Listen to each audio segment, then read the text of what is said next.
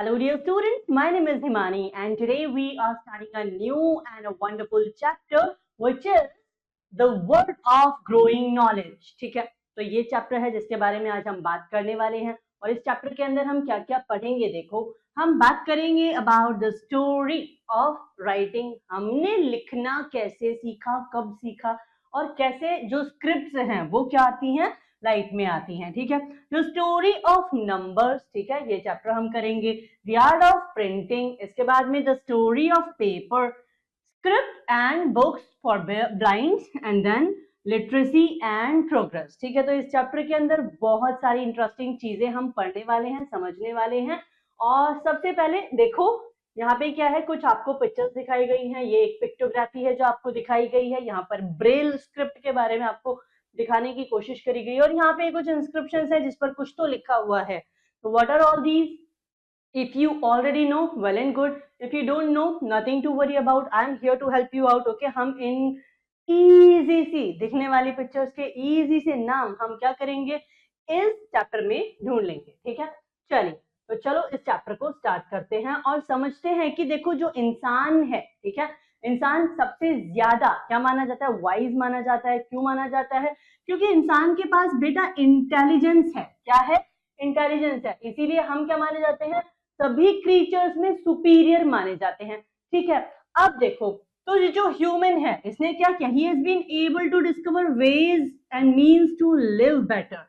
ठीक है, जैसी लाइफ हम आज जी रहे हैं, ठीक है, life is very comfortable, things are very easy for us, right, in fact including transportation और like communication, everything is very easy, right. लेकिन ये सभी चीजें शुरुआत से इतनी आसान नहीं थी। ठीक है, लाइक आज आपको एक कंट्री से दूसरी कंट्री में, एक स्टेट से दूसरे स्टेट में ट्रैवल भी करना है, अब एरोप्लेन की हेल्प से चले जाते हैं। आपको एक कंट्री से दूसरी कंट्री किसी से कम्युनिकेट करना है, आप व्हाट्सएप के थ्रू कम्युनिकेट कर पाते हैं, आप कॉल कर लेते हैं, ठीक है ना। लेकिन पहले ये सब तो था नहीं, इतना आसान नहीं था। तो हम यही समझेंगे कि चीजों को किस तरह से आसान बनाया गया है समय के साथ में। ठीक है, since the dawn of the history, man has been constantly in touch of creativity and transformation. ठीक है, अपनी क्रिएटिविटी से हम क्या करते गए, चीजों को ट्रांसफॉर्म करते चले गए। ठीक है, discovery of fire and invention of wheel were perhaps the first step towards the civilization. ठीक है, तो इस ह्यूमन सिविलाइजेशन का फर्स्ट स्टेप माना जाता है। वो मतलब किसको माना जाता है, वो discovery of fire and discovery of wheel को माना जाता है। अब आप कहोगे यार ये व्हील तो बड़ी छोटी सी चीज है, इसको सबसे बड़ी इन्वेंशन हम कैसे मान सकते हैं? तो बहुत ही सिंपल सा काम करके देखना बेटा, एक बार इमेजिन करके देखना कि आपकी लाइफ से ये दो एलिमेंट्स जो है वो आपकी लाइफ में नहीं है, लेट्स से, ठीक है, one is wheel, another is fire. You can't even imagine life without these two. ठीक है, तो इन्होंने हमारी लाइफ को इतना आसान बना दिया है। ठीक है, Later on, he discovered many new things. धीरे धीरे इंसान ने और भी नई चीजों को डिस्कवर करना शुरू किया। अच्छा, तो ये जो एक्सपीरियंस है, experience from past helped him to learn more ways of improving his present and future. ये हमारे साथ आज भी तो होता है ना, लाइक हम देखते हैं कि प्रीवियसली हमको आज जो भी करना है, प्रीवियसली कोई है जिसने ऐसा कुछ किया है, राइट, अगर उसने किया है and he was successful, how I can be better than that person, right. तो यानी हम देखते हैं कि लाइक जो पहले वाला व्यक्ति है उससे कोई गलतियां तो नहीं हुई, अगर वहां कोई गलतियां हुई होंगी हम उसको इम्प्रूव करेंगे और हम और बेहतर रिजल्ट्स को लेकर आएंगे।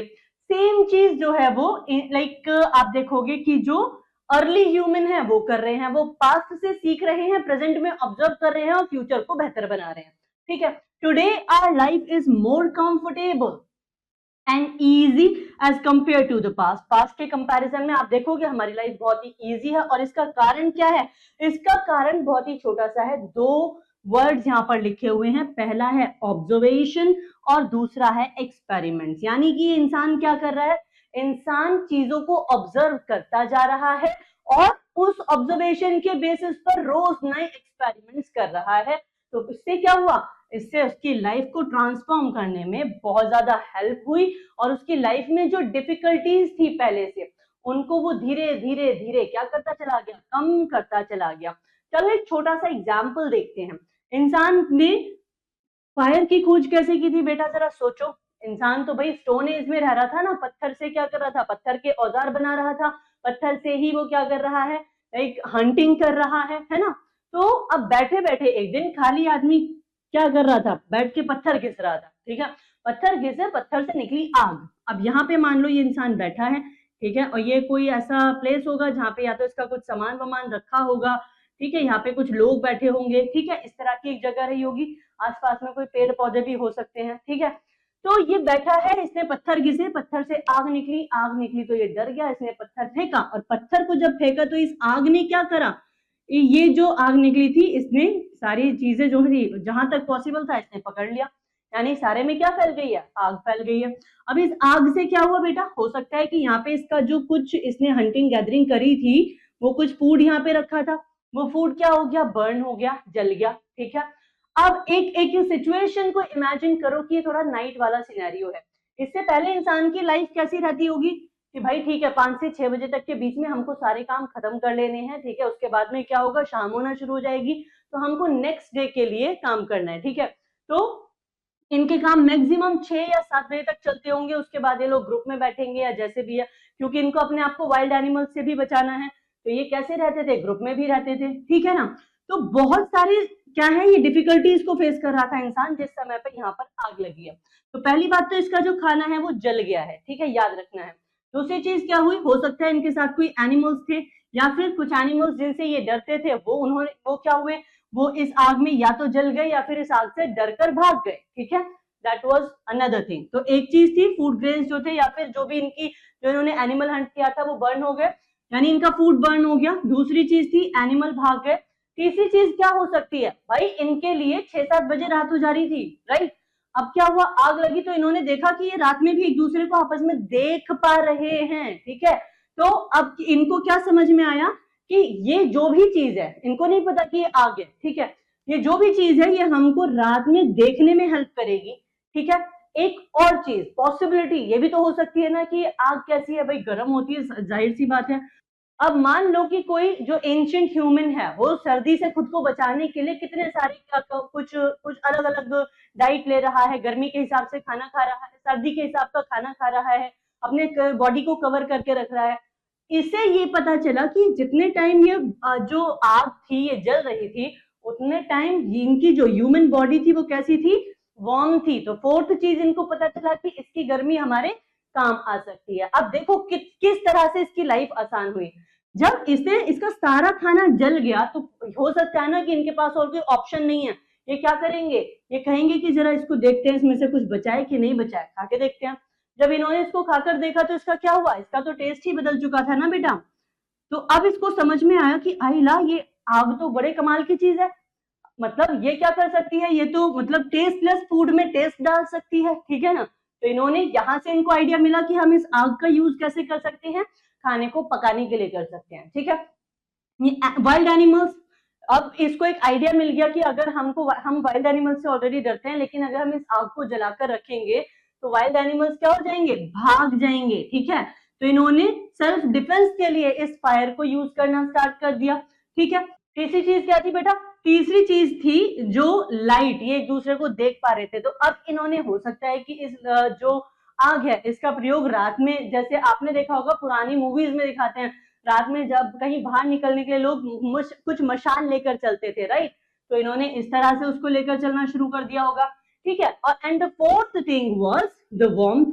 तो अब ये आग, इनको पता चल गया कि सर्दी होगी और हम आग जलाएंगे तो हम इससे हाथ सेक सकते हैं और ये आग हमको क्या करेगी, सर्दी से बचाएगी। तो इस तरह से एक छोटा सा क्या हुआ था, एक एक्सीडेंटल कोई चीज हो गई थी कि दो पत्थर टकराए, और देखो दो पत्थर टकराने से ये जो आग निकली इसने इनको कितना सारी आइडियाज दिए।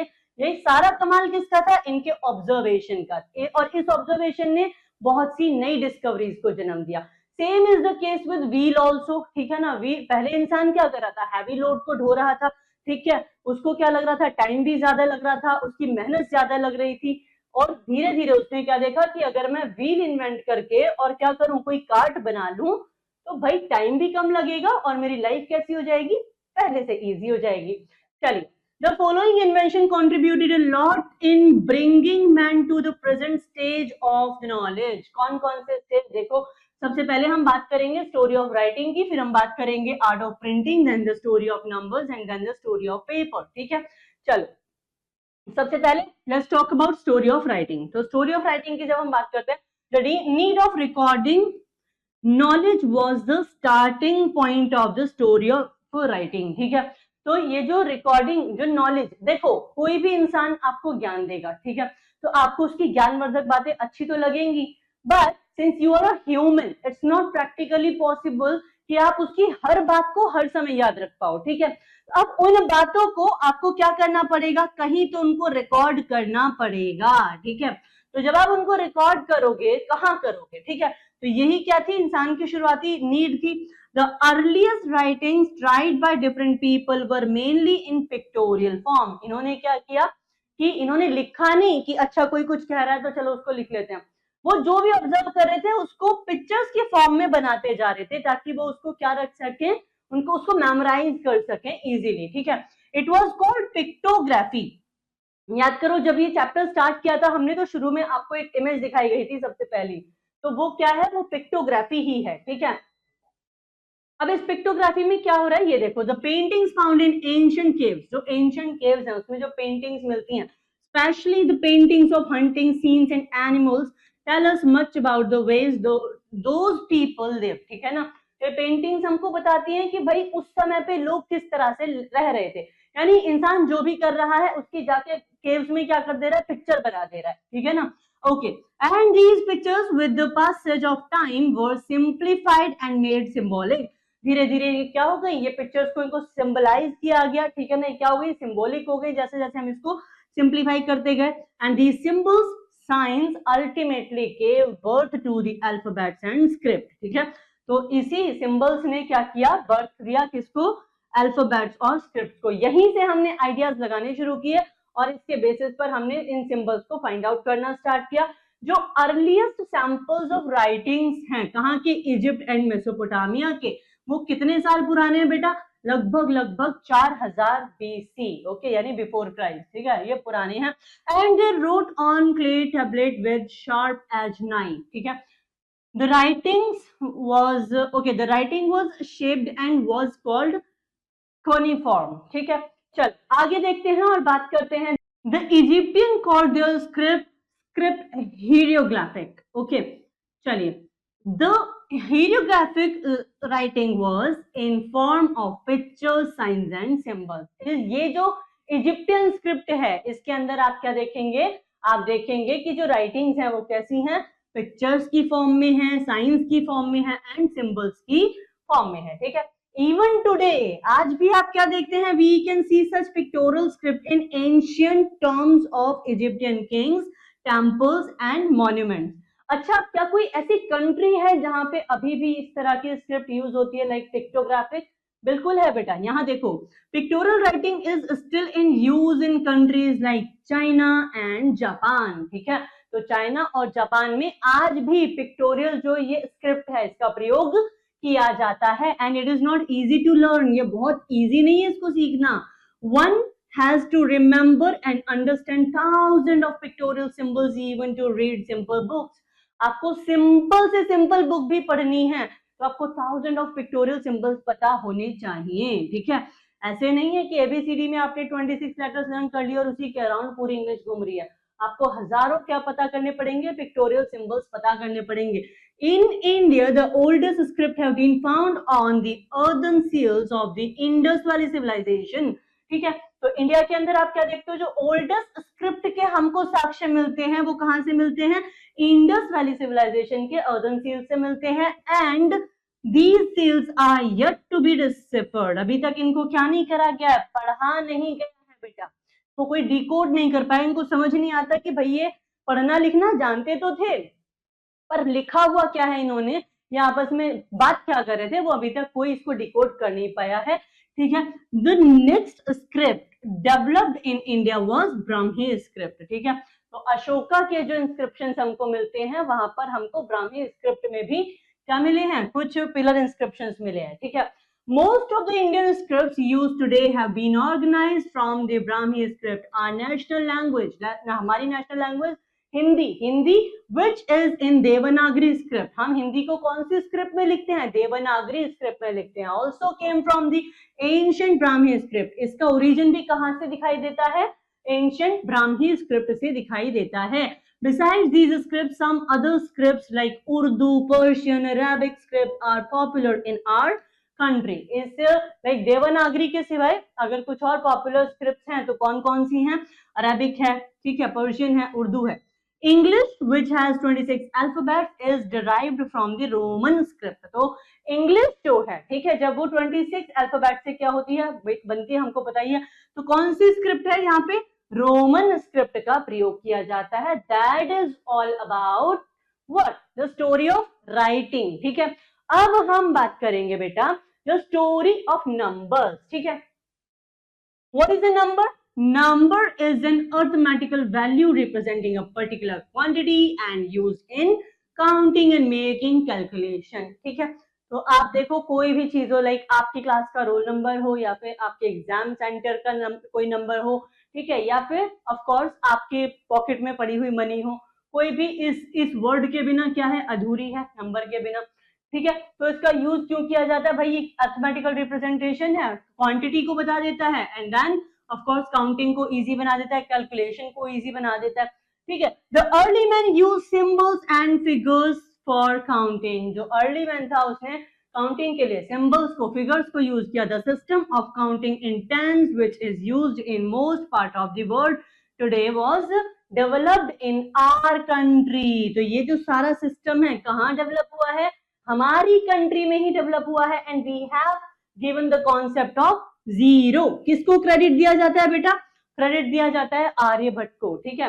तो we have given concept of zero to the world and the system reached Europe via Arabs. अब आप कहेंगे कि भाई ये अरब्स के मीडियम से कैसे गया, तो देखो ऐसा है कि जो यूरोपियंस है ना, ठीक है, ये बाद में आए, लाइक ब्रिटिशर्स आए, इन्होंने हमारे देश पर रूल किया, दैट्स अनदर थिंग। लेकिन इनसे पहले, इनके आने से पहले इंडिया का ट्रेड चलता था किसके साथ, अरब्स के थ्रू, बाकी कंट्रीज के साथ, ठीक है। तो ये जो जीरो का कॉन्सेप्ट है ये भी अरब से होते हुए यूरोप तक पहुंचा, ठीक है। And this number system is used all over the world and the Romans developed a system of writing numbers represented by 7 symbols, ठीक है। अभी हम इन 7 सिंबल्स को भी देखेंगे and we call it Roman numericals. क्या बोलते हैं हम इनको, रोमन न्यूमेरिकल्स बोलते हैं। And all counting is represented using basic symbols like these one, ठीक है। चल, and next comes the art of printing, ठीक है। तो अब हम बात करेंगे प्रिंटिंग की। हम देखते हैं कि भाई न्यूज़पेपर क्या है, प्रिंट मीडिया का हिस्सा है, लेकिन ये तो आज की बात है। प्रिंटिंग की स्टार्टिंग कब से हुई हम ये देखेंगे। Do you know what that the writing is older than the invention of paper. बिल्कुल, जो लाइक पेपर का इन्वेंशन बाद में हुआ है, इंसान ने राइटिंग करना पहले ही स्टार्ट कर दिया था। तो यानी अगर पेपर नहीं था तो हम कहाँ लिख रहे थे बेटा, हम पेड़ की छाल पे लिख रहे थे, ठीक है ना। और कहाँ लिख रहे थे, देखो एनिमल की स्किन तक पर लिख डाली हमने चीजें। हमको पढ़ने का इतना चस्का था कि हमें जहां जो मिल रहा है हम वहां लिख देते थे। हम केव्स में कुछ भी लिख देते थे, हम एनिमल स्किन पर लिख देते थे।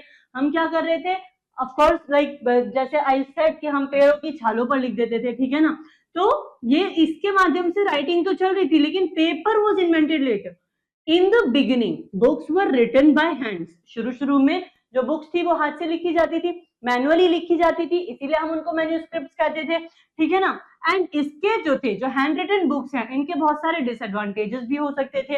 लाइक फ्लड आ गया तो आपने कुछ भी लिखा था वो सब बह गया, ठीक है।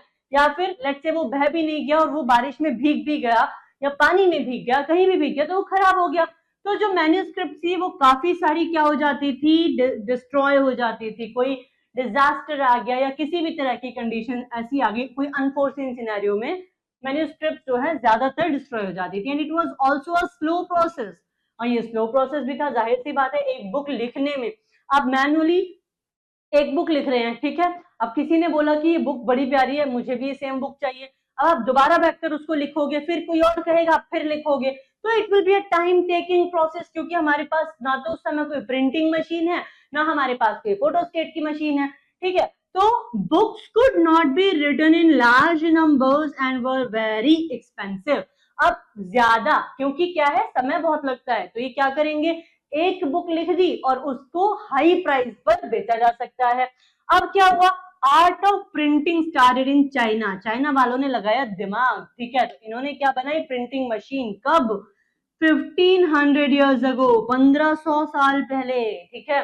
From China it reached Europe, अब ये यूरोप पहुंचता है। Marco Polo who visited China took the concept of printing to his country Italy, ठीक है ना।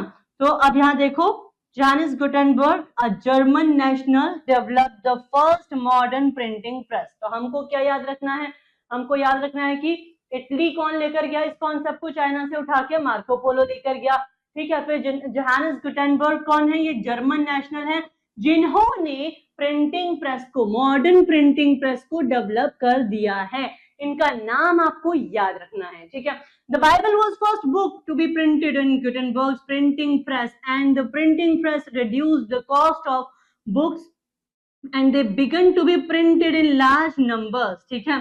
तो आप क्या देखते हैं, जो बाइबल है वो सबसे पहली बुक है जिसको प्रिंट किया गया था, ठीक है। एंड गुटेनबर्ग प्रिंटिंग प्रेस में इसको हमने क्या किया, प्रिंट किया। The printing press reduced the cost। अब देखो, अब क्या है, पहले समय ज्यादा लग रहा था और बुक्स कम लिखी जा रही थी। हमारे पास जब प्रिंटिंग प्रेस आ गई तो हमने क्या किया, समय कम लगने लगा हमें और बुक्स ज्यादा लिखी जाने लगी। तो जब हमारे पास ज्यादा मात्रा में, ज्यादा क्वांटिटी में कोई प्रोडक्ट अवेलेबल है, तो अब हम उसका प्राइस हाई रखेंगे या लो कर देंगे, बिल्कुल हम उसका प्राइस लो कर देंगे और अब ये कम रेट में बिकना शुरू हो जाएंगी। Now more books and more people began to read books, अब ज्यादा लोग इनको पढ़ने लगेंगे। And with the change in the times the printing technology has also change. समय के साथ में क्या हुआ, प्रिंटिंग टेक्नोलॉजी भी बदलने लगी। And today thousand of newspapers, magazines and books are being printed. आज तो हम देखते हैं कि इतने सारे प्रिंट मीडिया हैं जिसके माध्यम से बुक्स, मैगजीन्स, न्यूज़पेपर पब्लिश होते हैं, ठीक है। चलिए, द स्टोरी ऑफ पेपर, अब हम क्या देखेंगे, पेपर की स्टोरी देखेंगे बेटा। The story of paper is much older than the story of the printing press. अब पेपर की जो स्टोरी है वो प्रिंटिंग प्रेस से भी पुरानी है। इसका मतलब ये है भाई, प्रिंटिंग प्रेस में पेपर पर ही तो प्रिंटिंग हुई, तो पेपर तो पहले आ जाना चाहिए था, तो पेपर पहले आ गया है, ठीक है। In ancient times, man used to write on leaves। इंसान कहाँ लिखता था, पत्तियों पर लिख देता था, ठीक है। And then clay and bark, ठीक है। The early Egyptian made paper from the water plant called papyrus। तो इन्होंने क्या किया, इजिप्टियंस ने जो पहला पेपर बनाना शुरू किया वो एक प्लांट से बनाना शुरू किया जिसका नाम पेपरस था।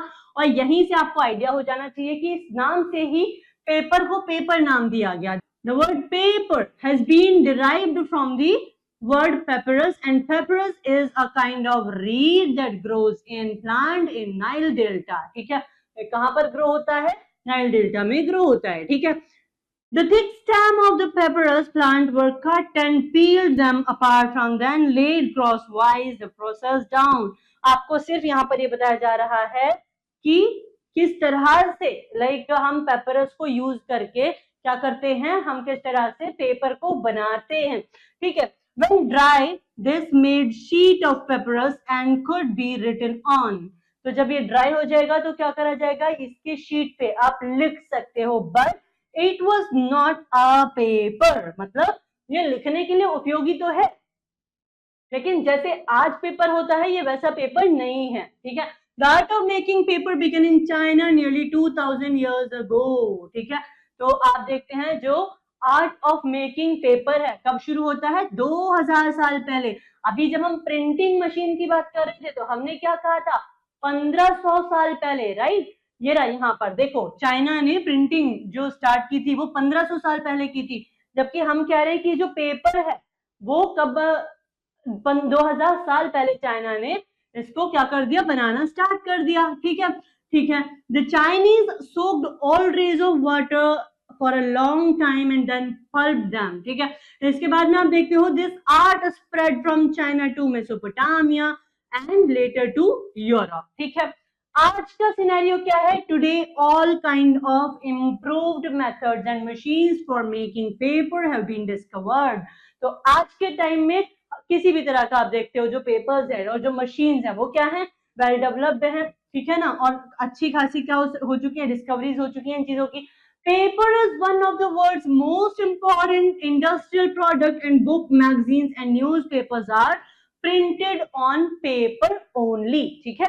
चलिए, ये जो बुक जो हम डिजिटल मीडियम से पढ़ने की कोशिश कर रहे हैं, ये आपके पास हार्ड कॉपी में भी अवेलेबल होगी, राइट। तो इसमें दो चीजें तो लगी है ना, एक तो पेपर और दूसरा प्रिंटिंग मशीन जिसका ये सारा काम है ना।